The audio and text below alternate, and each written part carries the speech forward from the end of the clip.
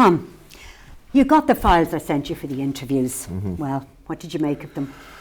Well, the very best ones were very clear, and the very worst ones were equally clear. It's actually the ground in the middle that gave me the problem. Yeah.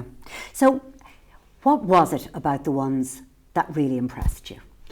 They were clearly written. I could get the message very quickly, what they'd done, when they'd done it, how they'd done it, the particular person's role in it.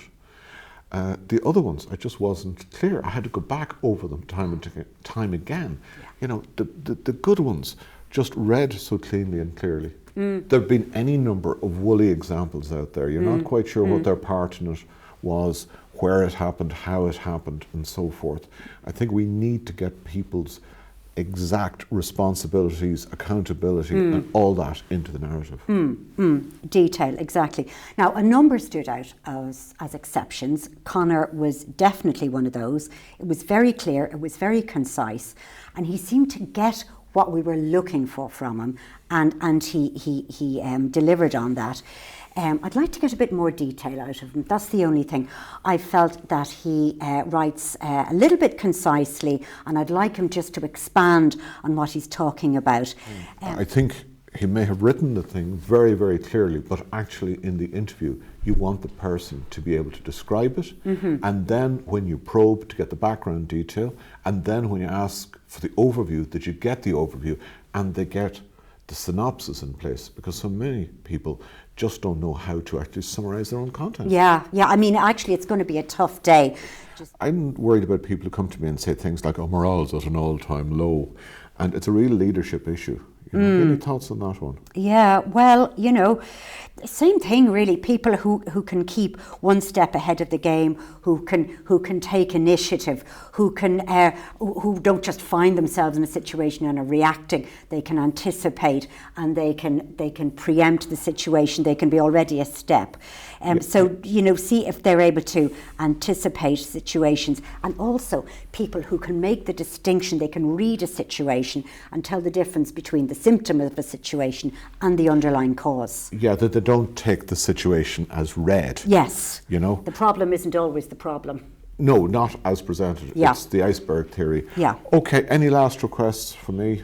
A lot of the time when I'm hearing about underperformance and you know, people being stressed out, it's often that there's something more complex going on. Yeah.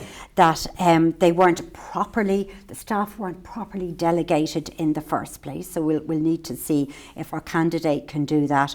You know, perhaps it's a case that, you know, they've been delegated tasks, they have been given a deadline, that on examination it's not feasible to deliver. It's really going to, you know, the problem is built into the situation, and, you know, that could be anticipated with a bit of preparation. So, you know, they're setting their staff up to fail. So they complain about underperformance. The real problem is, you know, that it hasn't been properly planned. There hasn't been enough delegation. I've heard a couple of people say it around the place that certain parties talk themselves out of the job. If I see that happen, how am I going to deal with it? Oh God, that's right. You get the really good application, and then you find the candidate is kind of blowing it right in front of you, and that's such a shame. So don't let them talk themselves out of the job. They may start giving you a bit of unimportant, irrelevant information. Don't be afraid to interrupt them. Be firm but fair. If you see somebody coming off track, you know, you can reflect back to them and maybe reiterate the original question, pull them back online, clarify your questions, even say, look, I've asked for X, you gave me Y, can I just ask you to stay on track? And by the way, rule of engagement, if I'm finding difficulty managing that situation, you have the let to come in and sort of help me. Oh, and yeah. I hope that works vice versa. Oh, sure. No, absolutely. I won't interrupt you when you're in the middle of your piece, but if you see something that I'm not doing, please, you know, jump in. Absolutely. Can I rely on you to come in at the end of my section if there's something that I may have missed that, say, I didn't pick up on this interview that I would have done on previous ones? Oh, sure, absolutely. No problem at all. And please, you know, the same applies. If you see anything of mine, please jump in. But I won't interrupt you when you're in the middle of your piece. Okay, I think we're ready to go now. Yeah, Okay. yeah, I think so.